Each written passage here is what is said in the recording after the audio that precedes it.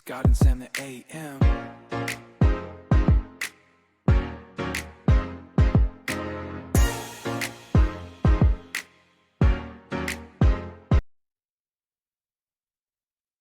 Good morning, episode 11, Scott and Sam in the AM. I'm Sam. This is my partner, Scott. If you don't know us, we're full-time real estate investors, best friends, and we are giving it as transparent and raw as we possibly can. And today is one of those days, Scott. We're just going to talk about everything we're going through in our lives, the good, the bad, and the mostly bad. How you doing this morning? Good, brother. Good. I'll tell you that one thing. You guys can go out there and listen to people who are already made it.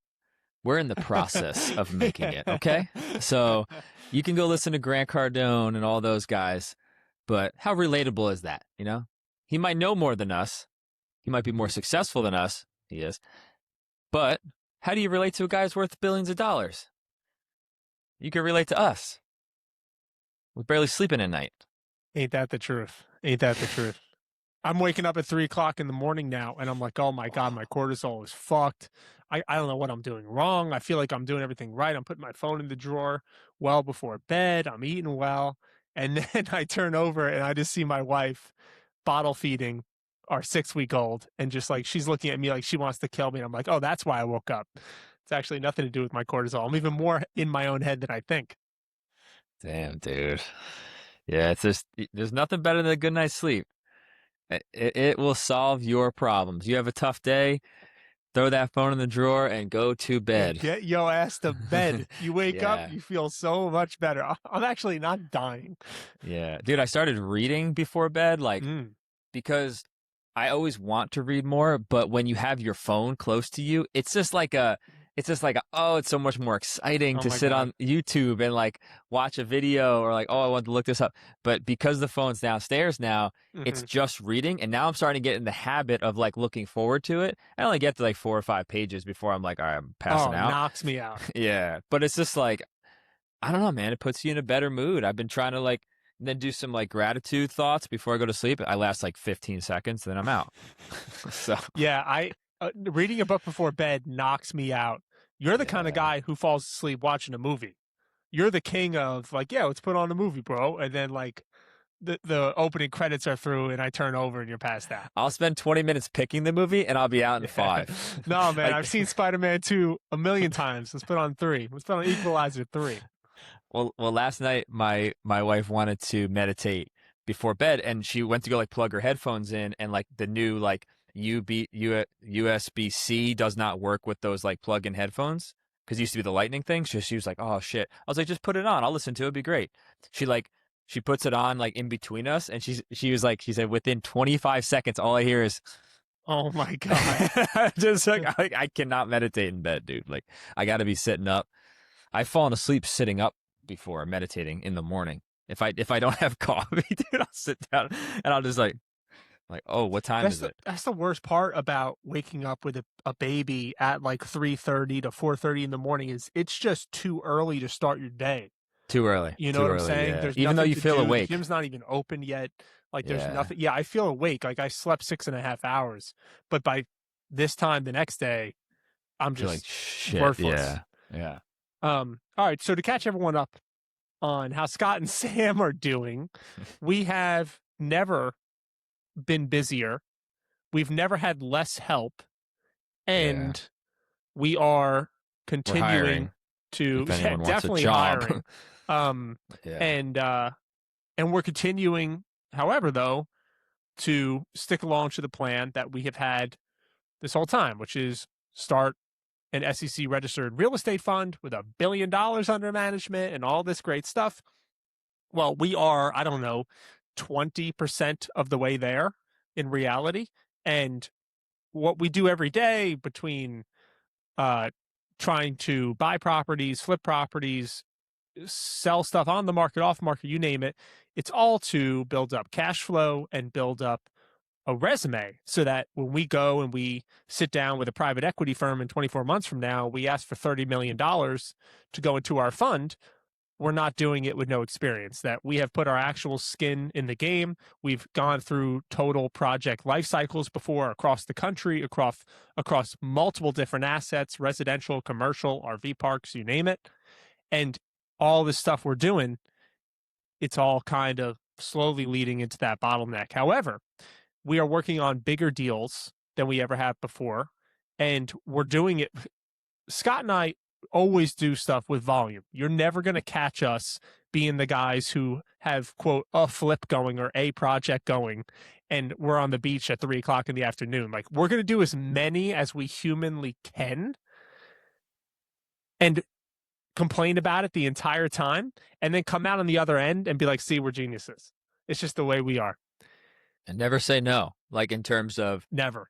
like, we could be like, oh my God, dude, like, how are we going to pay for this shit? Like, we have this bill, I have this bill, this, okay, like, we got to put this more money in the and then we're like, dude, do you see this deal down the road?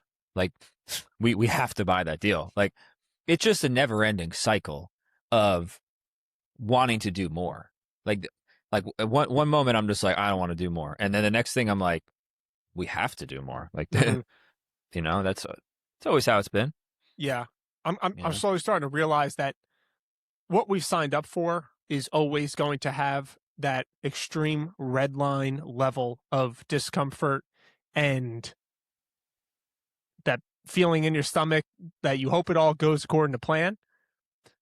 But knock on wood, as long as you do that, hopefully the stuff that really matters is stuff you're never worrying about. Like, I'm worrying about a lot of stuff, you know, cash flow and will these flips sell and how much are they going to sell for and how quickly can we get them done? And, oh, I can't get this. Scott wants this fancy soaking tub.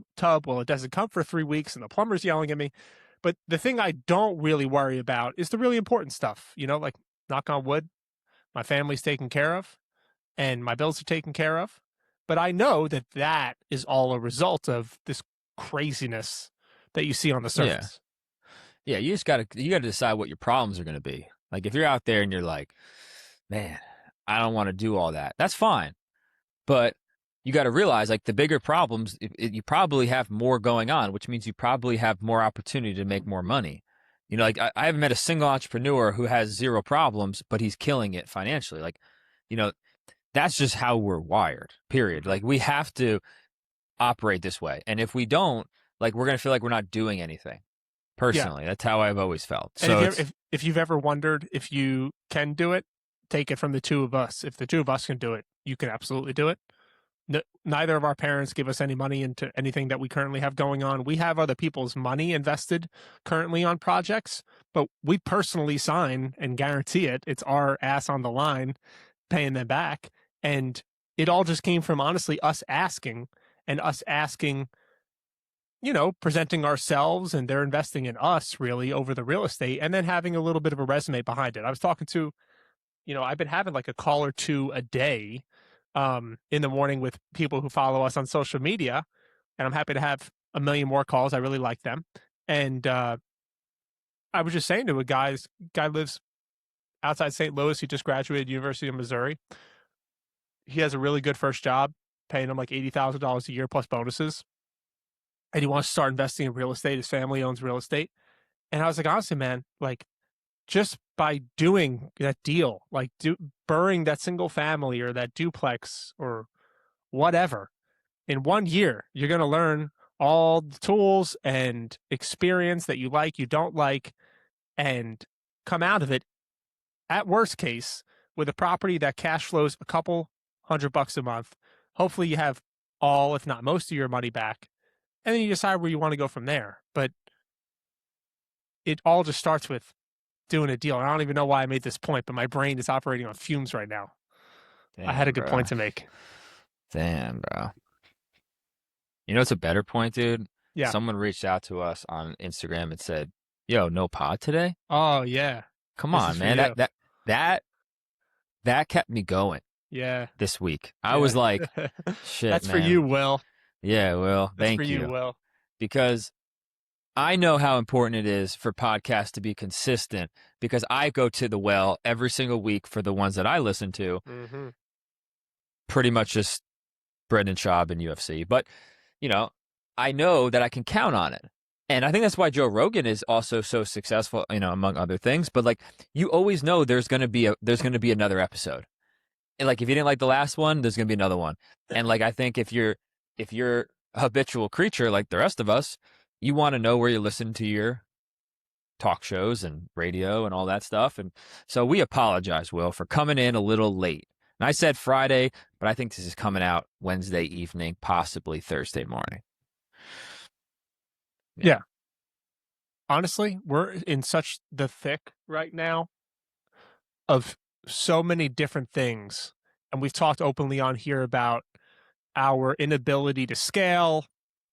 And, you know, for the first time, I don't think we're going to like rush to hire immediately. It's more of let's get through this wave of stuff that we have this summer, free up some capital and hopefully free up some time, and then talk about where we want to invest it next. And I don't know. It's very easy always to regress to the mean, going back to just doing as many deals as you can. You know it'll pay the bills, but it doesn't really get us that much closer to our overall goal and continuing to level up toward a fund. But it's weird. It's like a very, you know, you hear like everyone talk about how they were broke before they were rich, or now that they're rich. You don't hear many people talk about the process of it. And Scott and I were talking about this yesterday, but it's really easy to read a Wikipedia page on a business and say it was started in 1980, and then the guy sold it in 1994 for $200 million. Okay, that's 14 years. We've been doing this for 3. You know? Well, you know where people fuck up, I think? And like, I think everyone goes through this, especially if you have a little bit of success. Like the 14-year mark of a company that, you know, sells for a couple $100 million, they're having success along the way, but you're almost operating like you have no more money because all the money goes directly into R&D, hiring, you know, just facilities, you know, product, whatever it is, more marketing. Everything is just, it's like now the problems just get larger. And then at some point, it all kind of comes to a head where it either really works out or it doesn't.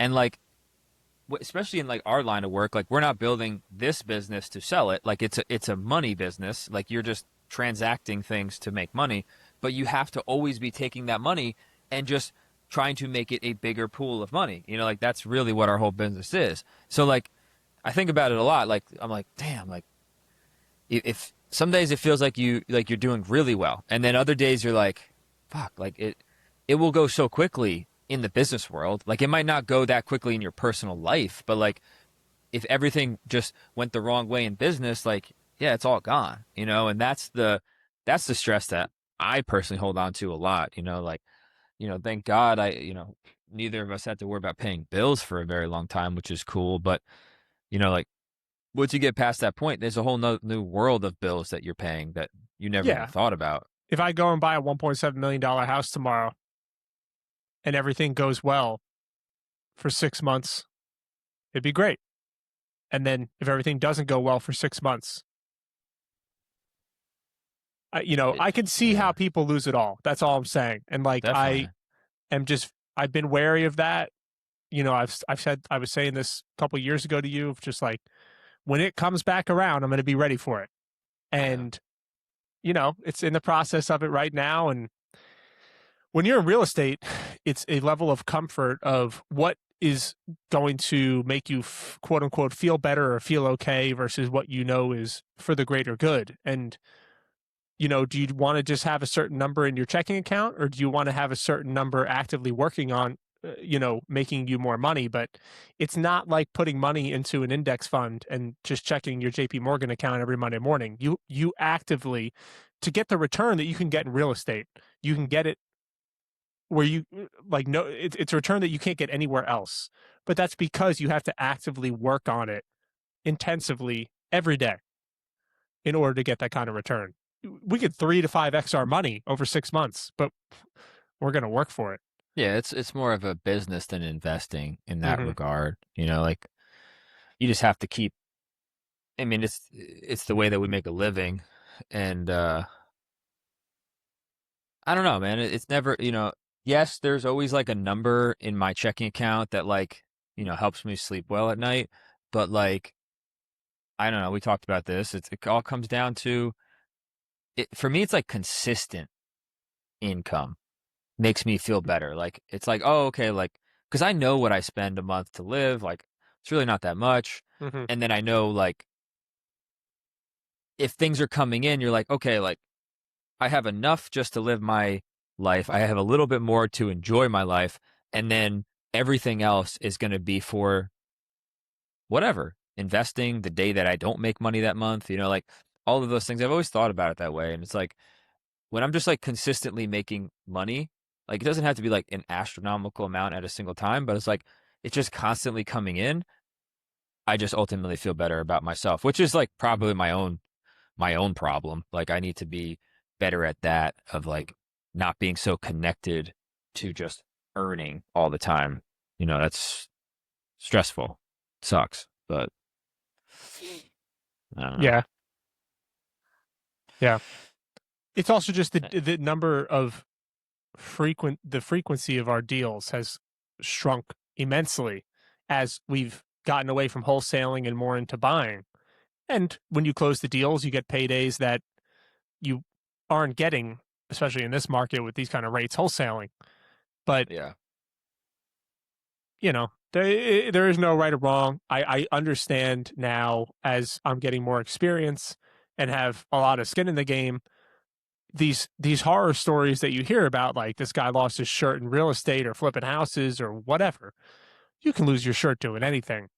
It all comes down to the kind of projects you sign up for, if you're capable of doing them, and most importantly, how much you pay for them. Like you make all of your money when you buy the deal and at what number.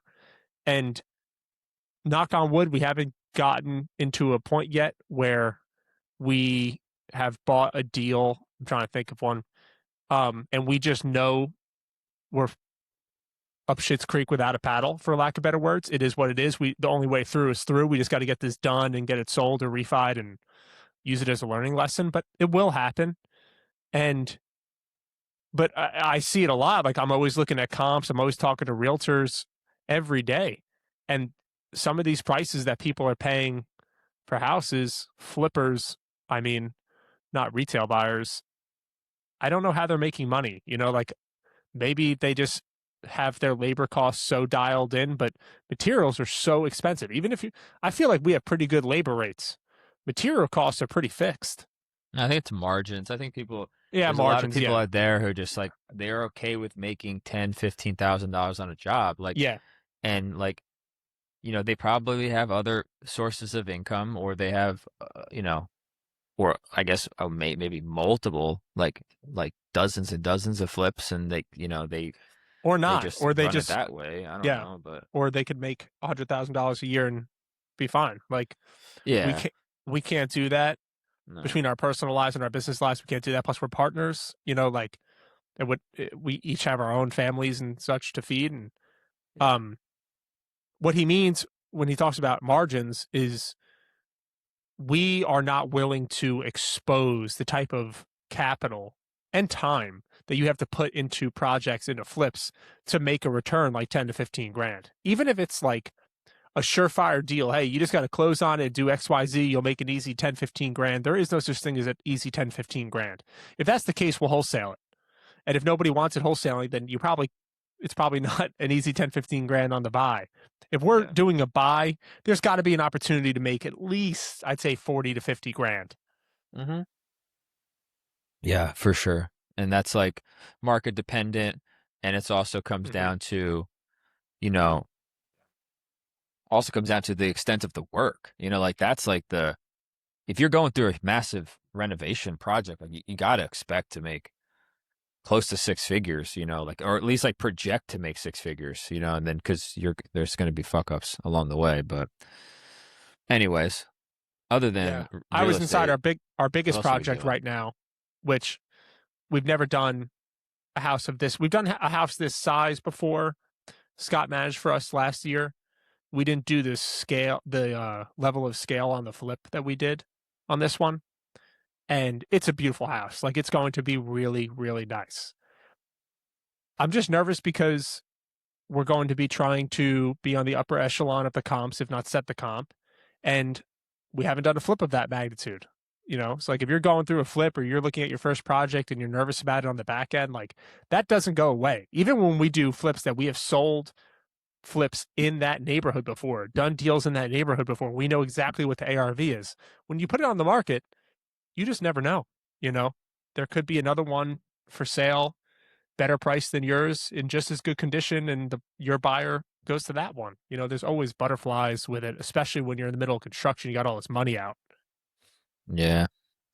That's the game, you know. We've been talking to a lot of people from, our social media, and, we have a 52-week program that we made that we're giving away for free. And, it's led to a lot of conversations with people who want to get into the game and stuff like that. And, I think the biggest thing, like, you know, you can work with us, you can work with anybody, but if you buy a bad deal, like whatever it costs you to, like for us, it's $5,000 for the year to work with us. Like we'll split it into payments. There's money back guarantees, all these things. But if $5,000 is going to hold you back from getting in the game, or you just go out and wing it, not saying you're not going to be successful and get lucky or whatever the case may be, but just it could be a peace of mind that working with somebody in your market, whether it's, another flipper or something like that, because at the end of the day, like $5,000 gets tossed around like it's nothing, like when it comes to flipping. And you go that in the wrong direction a few times and now you're losing money. And a lot of people can't afford to lose money on flips, like that's just the reality. So just having these conversations with people who want to get in the game, and then it just seems like they're holding themselves back. Like I've had a lot of conversations where people are just like, yeah, this sounds great, and then like, but I really have this. I got to talk to my brother, mother's sister's cousin, and like I'm moving over here and I don't think I can afford anything in this market. And I'm just like, all good, man. You don't need to work with me, but I will tell you, like, enough to get started, and it's like you have money saved, and it's like, it's just time to go, and like, if I could like impart any wisdom on anybody, like whether you want to work with us or not, like you just got to go. You got to start, like that's the only way we got here. Like no one starts for you, and then you just scale up. Like you scale up from there, like start on the bottom, like whatever that means for you. Everyone's going to be starting in a different place, but yeah. And we could not do the stuff that we're doing and make a living and work less, and it's just not really what we want out of this. We also, like, this is our full-time gig. We're not doing anything else. Most people that are reaching out to us either don't own any properties and have a good paying W-2 job and understand the benefits of learning how to invest in real estate the right way, or a lot of this. I talked to a guy this morning who has this situation, bought a deal and are actively losing money on it every month or year. yeah. And they want to buy more. They understand that they just messed up, but they either overpaid or they over renovated or the strategy was wrong, whatever. Oh, and the other thing I want to talk about was, this is becoming so prevalent to me the more and more we are involved in social media. Shout out 9,000 followers on Instagram as of today. Hell yeah. 90% of the posts that I'm seeing on social media from other people who post about anything, real estate or anything else, they give you 60% of the information. And I understand what they're doing. They're trying to get you to click on their page, follow their page, like their content. And it's a lot more consumable to see 60% of the whole deal. I want to pride ourselves on posting as much as we can, as close to 100%, to let people know what it really is, so that there's no surprises. Like if you're going to do this or anything else, it's going to be hard, but we didn't go to school for real estate. We went to a small liberal arts school with 1,200 kids in it. Everyone knew everybody, and there was like 5 majors to pick from, and neither of us had a 4.0. That's for sure. It can all be learned, but you have to be willing to put the time in to do the work. And maybe even more importantly, you have to be willing to put the time in to learn. And there's no opportunity to learn like going through your own deal with your own skin in the game. You can watch a million Scott and Sam videos. You got to do a deal. Yeah, because like you won't understand when someone says something to you the way that they will if they went through it. And like if I tell you like, oh, like as an example of what I made a video last week about how you don't know what you don't know. I rented to a like an animal shelter, and I didn't realize that the smell of the animals would affect the other tenants. And it's like no shit. Now that I think about it, I'm like, oh yeah, like why did I not think about this? I was just happy to get the place rented. And, there's solutions behind it, but you don't know what you don't know. Now, the next building I own, the next time that, that space or any other space becomes vacant, it's in my mind. Like, I'm not going to let that hit that mistake again. I'm going to either address it up front, put them somewhere else, whatever the case may be. But like, you don't know those things. And I can't go out and tell you those things until you're going through it. Right? Like, it's like, you just got to go through it. And I remember that when I did my first project ever, dude. Oh my God. I hired a guy, basically, he was living on he wasn't living on the street, but one of his guys, after the project was over, they painted my entire house for $4,000. He was like, he was like, how much money you got? I'm like, dude, I was like, the most I can give you is $4,000. He's like, we'll get it done. No problem. And guess what? I got a $4,000 paint job. Like it was horrible. It had to be redone. And I did most of the redoing, me and my wife. And I saw that one of the workers pushing a cart of metal to a metal shop 3 days later or a week later because he was scrapping metal for a living. Like, I didn't know any better. The guy sold me a dream. He was like, oh man, I got you, brother. This is going to be awesome, And it wasn't awesome. Some of the best salesmen in the world. Yeah, but it's just not going to, like, that's not going to register in my head unless I actually do it. Like, I could tell you all day long, hey man, look out for the shiesty guy who is willing to do it for any price. And you're needs gonna, money for his truck. Right. Like, just watch out for that. I don't know, man. It's a cool game. It's a trip of a game, but whatever. Outside of real estate, what else is going on, dude? Like, we got the saunas at home now. Oh yeah, you're going to see a lot of us in our saunas, our new sauna pods from the Pod Company. Scott and I have been using the Pod Company for years now. We are both cold plunge savants, for lack of better words, and now we're going to become sauna savants. But oh yeah. Make it real clear and simple. Scott and Sam are open for business. Any opportunity to slap a bumper sticker on me, advertising on Kodiak polos, whatever you think, you'll see. If I can get a Pod Company sticker, we need some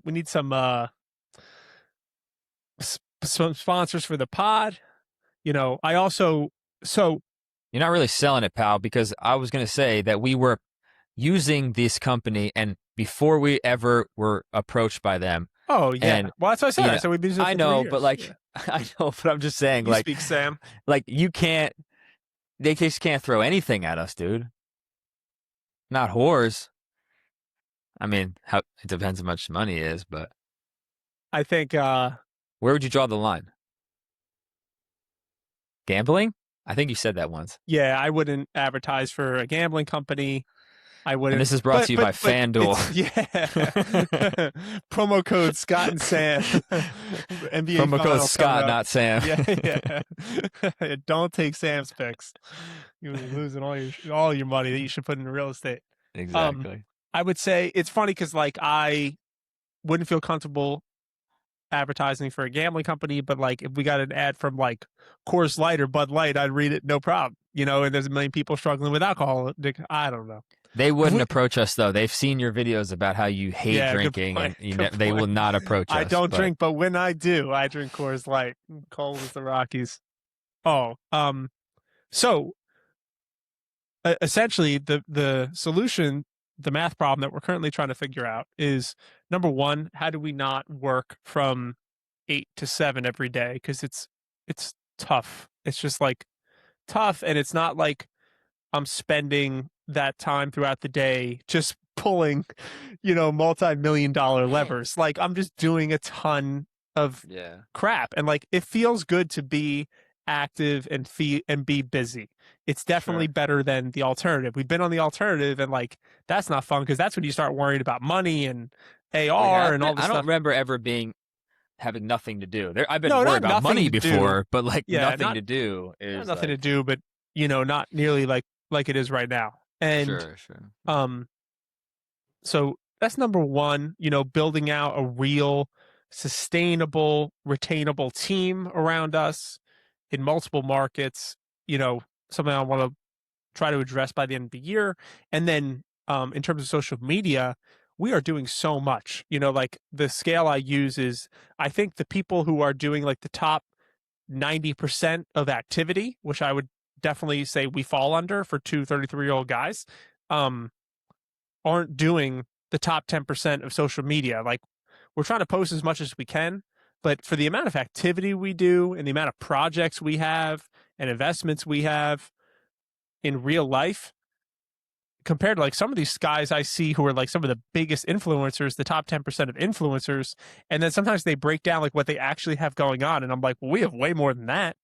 Yeah. And how do I mirror it so to get us in the top 10% of both? I really want to get into more long form content. I'm going to go live again today and for the next 28 work days. I made a vow I'd go for 30 straight days. I really like streaming. I don't know how to stream. Stream, dog. I ain't streaming my life, bro. I'll stream. It's hard enough to be on my phone as much as I am because of this social media stuff. Like, I don't need fucking a camera in my face at all times. But you're right about like how much people are doing and then how much attention they're getting. It's like, I remember, dude, I think it was like, what's that like that like Asian millionaire guy? He's a wholesaler and he like has like these King like Kong? sayings. King Kong, yeah. He like broke down one time. He was like, yeah, but wholesaling business does like 1.5 million revenue. I'm like, what? Like, and you have this much? Like, you have this much attention? You're driving a Rolls Royce. Like, I'm like, what am I missing? And I kind of think it's like, it's the attention is what's paying for everything. His reach is insane. Yeah. Insane, dude. Like, and he's good. Like, don't get me wrong. Like, I'm not hating on him, but I'm just saying, like, damn, like the wholesale, the business side of it is like, that's not crazy. Yeah. It's not crazy at all. Yeah. If you own a wholesaling business doing that much, you're probably not driving a Rolls Royce. No. Yeah. I'm not driving no fucking Rolls Royce. Like, are you? Not that I know of. Subaru. I would say, figuring that out. So like more help, more sustainable help, more easy access to social media, not changing what we're currently doing every day, just more readily broadcasting it to followers, expanding our reach. But that takes bodies and time and people and, we're going to need some help. Yeah. So if you're looking for a job and you're very, and I'm sure other people have gone through this too, historically we have always hired,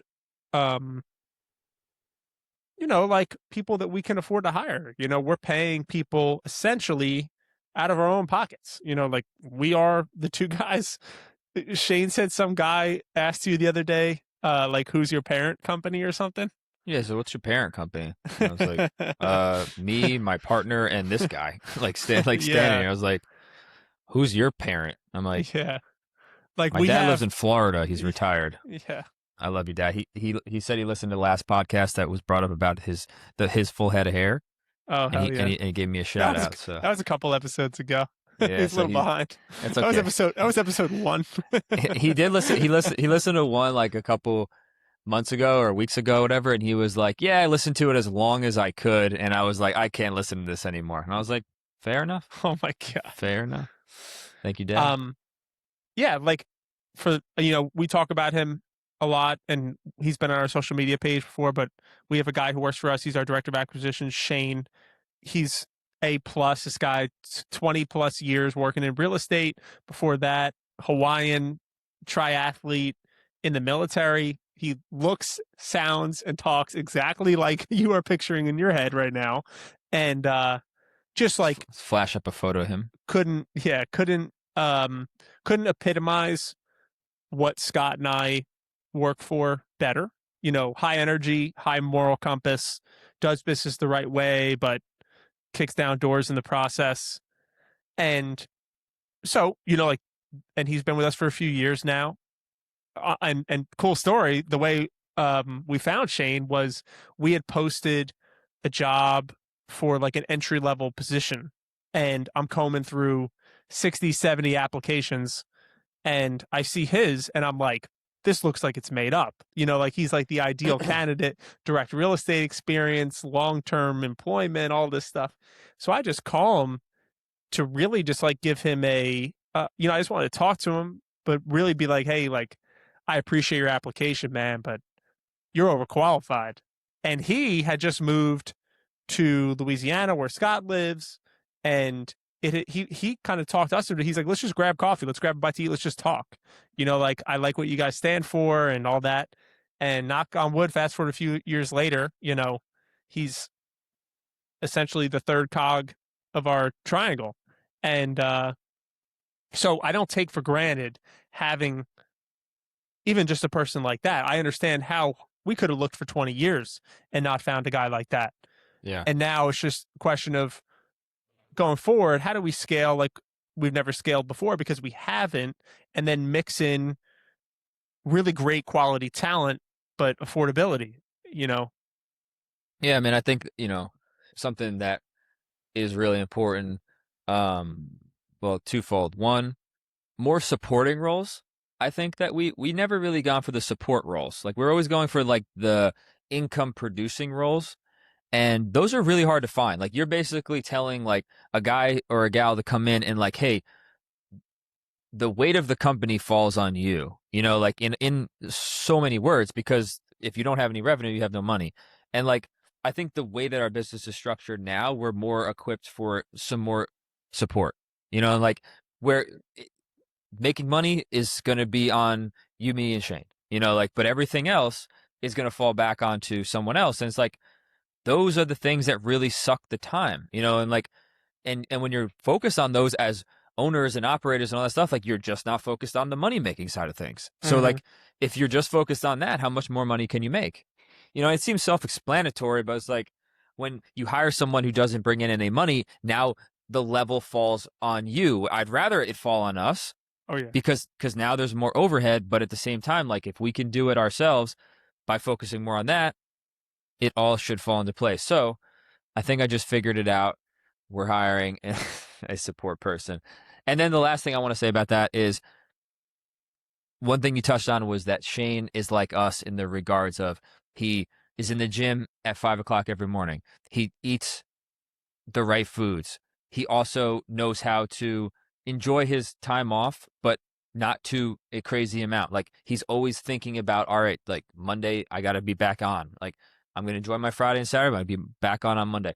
Cool. Like all of those things that Sam and I have done in our lives for the last decade, that's who we're looking for. People who also operate like that. Like that's not everybody. You don't have to. You want to know the commonality of what I have found to be, if you go and you look for quote unquote affordable help, you know, whether it be young college grads or people who have been bouncing around sales jobs for 10 plus years, I can think of 3 people who have worked for us over the last 3 years who had a ton of potential and did not hit it. I don't know if they ever do hit it. I hope so. But because of the way that they lived their life, they prevented themselves from either showing up every Monday hungover or, you know, taking a bunch of days off or always having a reason to leave early. And it wasn't like valid reasons. It was just like lack that extra edge. And Shane has this. So I'm not going to talk about me and you. I'll talk about Shane. Just the consistency that he has brought for the last of years, multiple years, high energy. Good. Doesn't mean we always have good days. Doesn't mean he's always thrilled with us or we're thrilled with him. It means it always regresses back to the mean, and his mean is really high. Yeah. Right? That's all it comes down to. It's what you do 80 to 90% of the time. Mm-hmm. What you do the other 10 and 20, all good. But if the roles are reversed, if you're really, really good 10 and 20% of the time, I promise you, you're not going to be any good. Yeah. We had a guy who worked for us one time, and super bright guy, really knew real estate and cut hair on the sides for extra cash. He was going to make like, I think 7 or 8 grand in commissions over the next 30 days, and then just wouldn't show up on Thursdays and Fridays because he wanted to cut hair. And I asked him, like, hey, listen, like, you're a 1099, you can do whatever you want, but I'm counting on you to work these leads as they come in. let me just ask you, like, how much do you charge to cut someone's hair? He's like, $40. I was like, okay. How many heads are you cutting in a day? He's like, I don't know, like 4 or 5. I'm like, all right, so you'll make $200, right? He goes, yeah. I go, all right, so you do that on Thursdays and Fridays. You're making another $400. You're going to make $7,000 here next month. Do the math. You're so much better. And he just couldn't. He's like, nah, like I'm not giving up the hair cutting. And I'm like, that's fine, but I'm giving the lease to somebody else, buddy. Like, and that was that. Like, and that guy could have still been doing this or done it on his own or somebody else. I don't know, but I bet you he could have made a lot more money. He was more than capable. It's so hard to give up something that actually works because at one point, like we all fall, prey to this. Like I remember at one point I would still go show rental leads to people.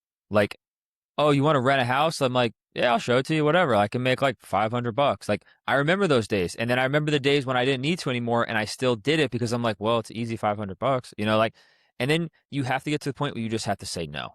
And like, and that's very difficult. It's hard for me. It's like opportunity. It's like, but if you just give up the things that are not moving the needle, I promise you the needle will start to swing in a further direction. But and if you're trying to relate this to yourself and you hear us talking about trying to make $100,000 on a flip today at 33 years old, at 23 years old, we were living in Scott Smiles' basement trying to make $50 on a BPO in West Baltimore.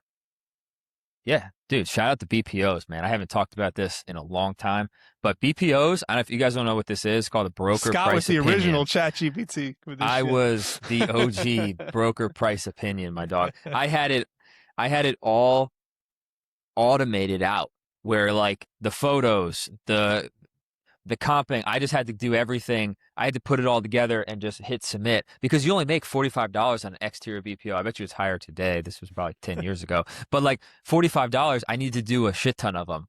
Right. So like, and then once I broke out all of my automations, I only netted like $22 a ticket. So like I had to do, I don't know, like 100 of them a month or something like that. And I was making like $2,000, $3,000 a month. And like that was enough for me to pay for my BMW and like, go out to dinner and stuff. And I didn't have any rent. This boy is stupid. Yeah, he was sharing a basement with me. Yeah, I drove a BMW. That'll show you how much of an idiot I am. And then I bought a BMW because Scott had a BMW. And after I drove it off the lot, I went to adjust the seat and there was no fucking power seats. I'm like, what kind of bullshit is this? I think I had that car for like 6 months. Really? What did you replace it with? F-150. Because I got my job at Ryan Homes. You went to Ryan Homes. Yeah. I forgot about that. Speaking of cars, just got a new car. And that one too, I thought it was a sick new truck. And then like, I was like, what's different about this? And I had bought the extended bed. It just looked like my nose. It was terrible. Oh, really? It had no swag. Like parking was nightmare. It was terrible. Yeah. Tell me about your new car. Tell me about your new car that I didn't get. Go ahead. Got it. Yeah. Sam's been complaining about needing a new car for fucking 12 months now. And I like took him to the dealership when I was visiting. I was like, we're just going to get you a new car, buddy. And he was like, I'm in. He wasn't in. He backed out. And then he went to another place. This dude wanted me to buy a $90,000 car. well, it's a nice car. It was a nice car. I was like, you can't keep driving me around in this stupid Subaru. Oh, it's because it's tight. Dirty too. I'm like, dude, like at least keep this dirty. Thing clean. Give me a break. It's fucking like there's fucking shit all over the floor. I have a 2-year-old. Like, I don't care, dude. Like, just take 10 minutes and clean it up. Anyways, yeah, I didn't plan on buying a car this weekend, but my wife's car was I made a video about the lease being up and Volvo. We weren't thrilled with the Volvo. It's a beautiful car. Like it drove really well and all that stuff, but the tech sucked and it was a little small for us. So she needed a new car. We went into Toyota to get a Grand Highlander to get the third row and stuff. They didn't have one. And then some guy traded in a Land Cruiser, no third row. And it was sitting on the lot, blacked out. It's pretty dope. So we ended up buying that instead. So that's my wife's new car. And I get to drive my old Tesla that has a cracked windshield or a cracked whatever it's called, and a dent in the back. It sucks. The biggest pain in the ass with cars is getting them fixed when something's wrong. Like where do you take them? And then no one comes to you. So then you're out of car and you're like, all right, now to get an Uber back and all this shit. It sucks. We should Someone open needs up to a body fix. shop. No.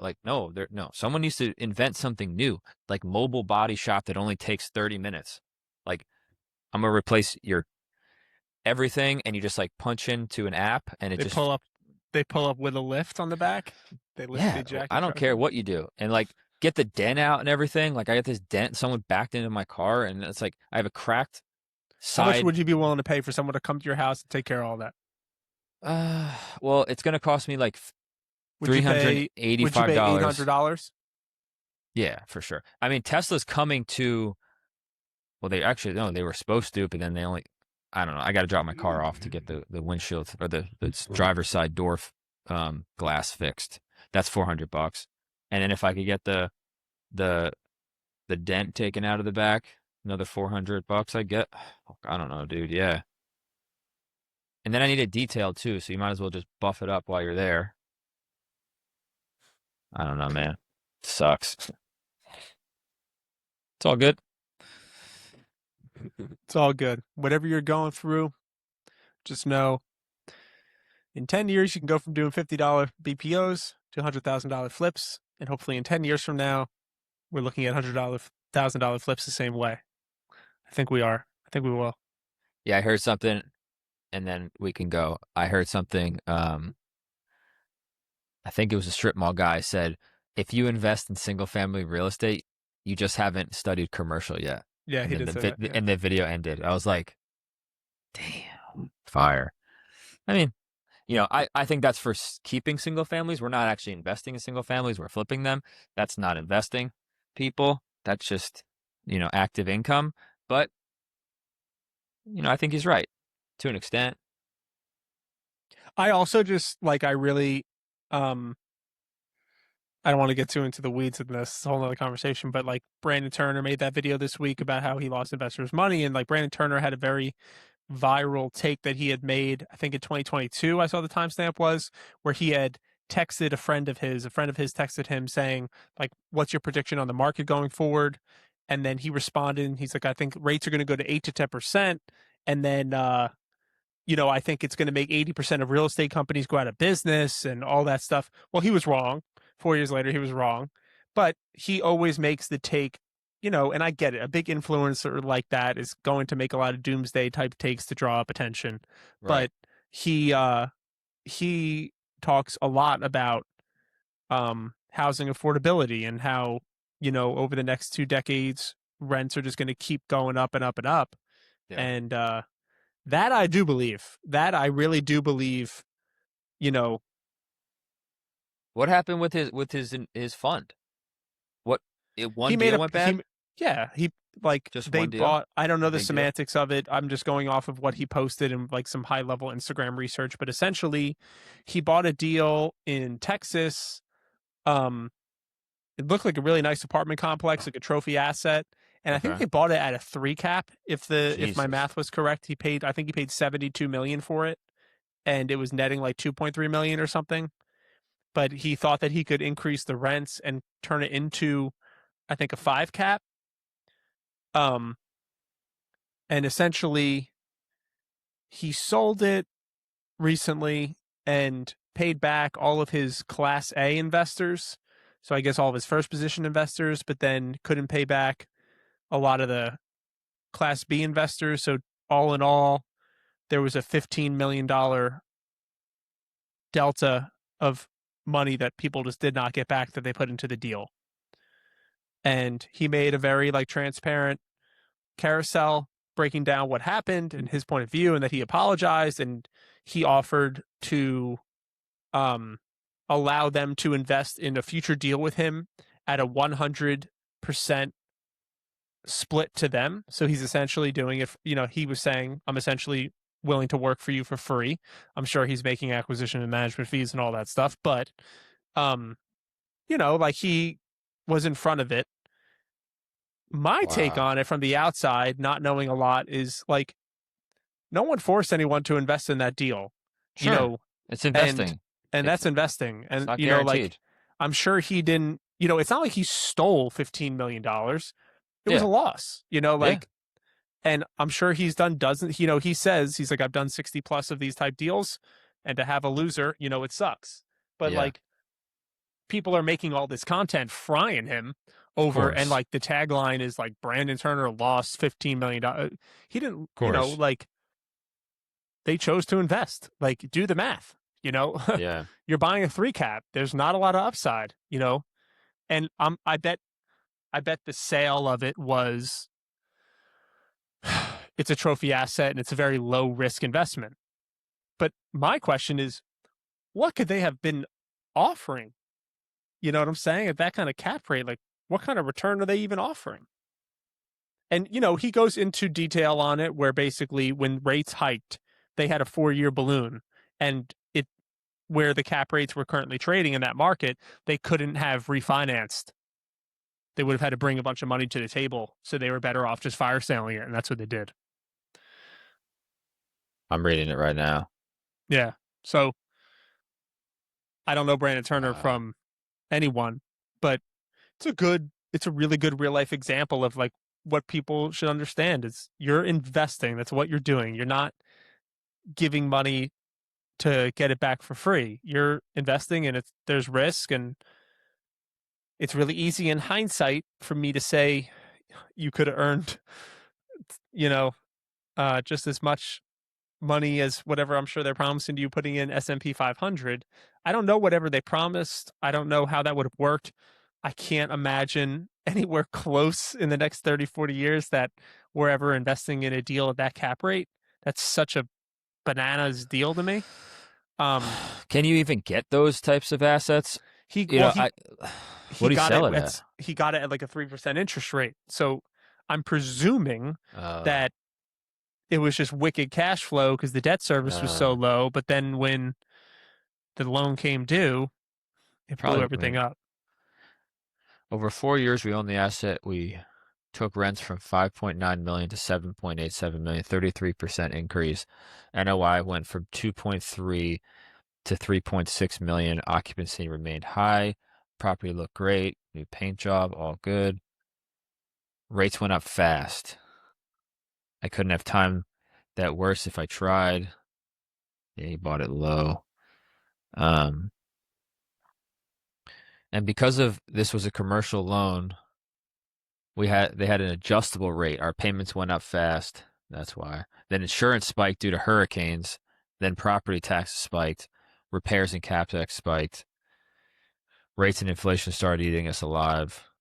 This killed all cash flow in the deal right away. Okay, we thought just hold until we sell one day, but then it got much worse. Cap rates went up fast. That's why. Cap rates in that market went up. NOI of 3.6 million, which is at a 4 cap, it was worth 90 million. 5 cap is worth 72, which they paid 73. 6 cap, 60 million. 7 cap, 51 million. And that's what happened. The cap rates went from 4 to around 6. Real estate is a cycle. It goes up and down. So obviously, why don't we just hold on to it? We tried not to sell it. But remember, this is residential real estate. This is a commercial loan. They had a 4-year term, not 30. Like residential, we had to exit the loan. But remember, cap rates went way up. The value, therefore, went way down. Yeah, so they couldn't refinance it and do a cash-in refinance. We need to bring money to the table in order to refinance lots of money. So we worked around different loan options, blah, blah, blah. They did a capital call, which sucks to do, asking investors for more money on a deal they currently are not cash flowing on.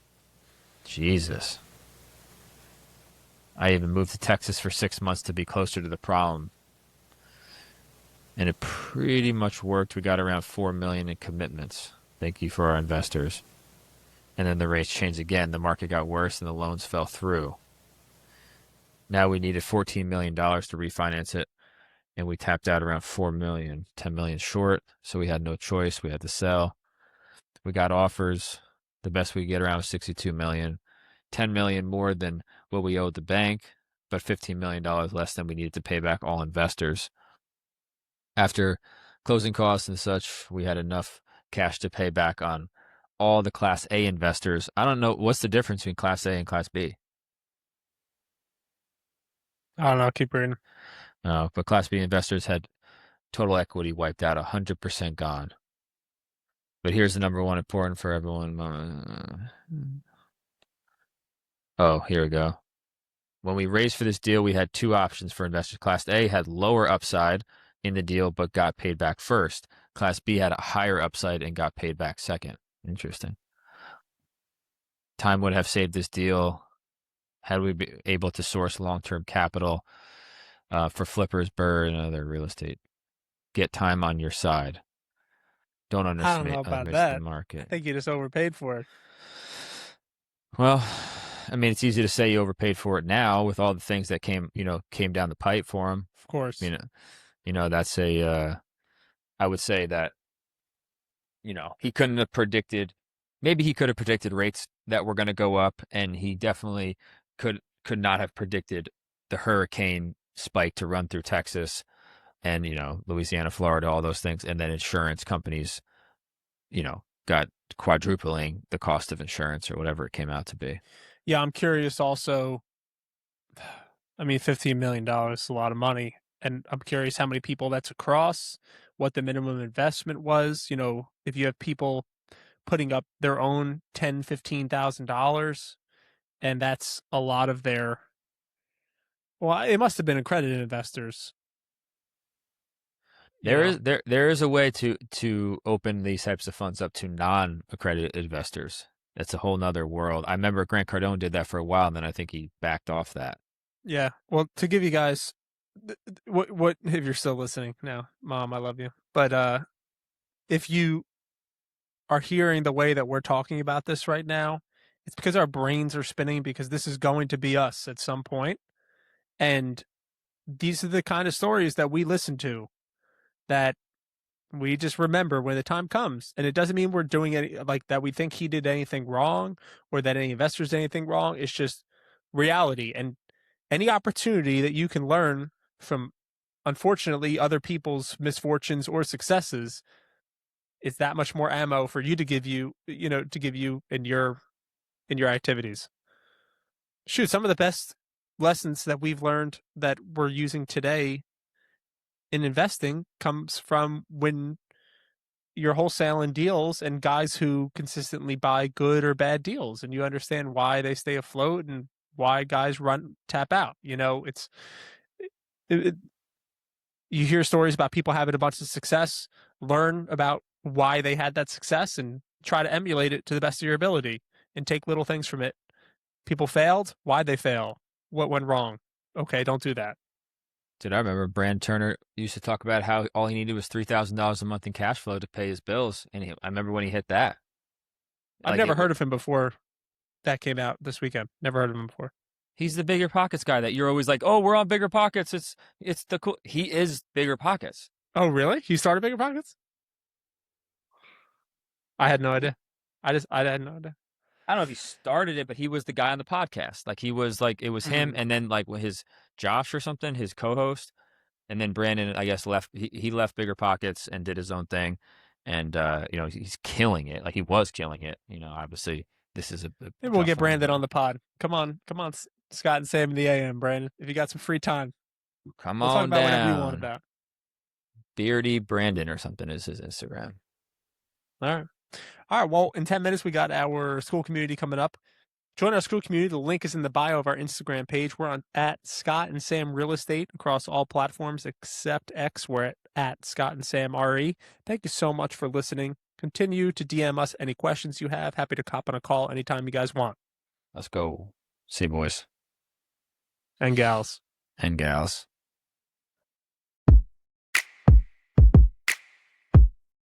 Scott and Sam, the AM.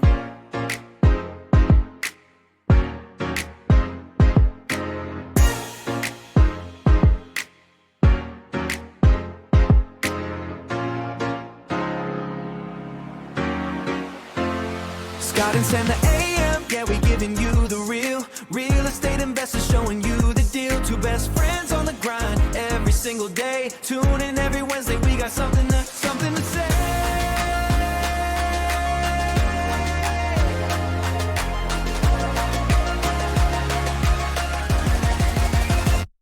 Scott and Sam, the AM, yeah, we giving you the real estate investors, showing you the deal. Two best friends on the grind every single day. Tune in every Wednesday, we got something to say.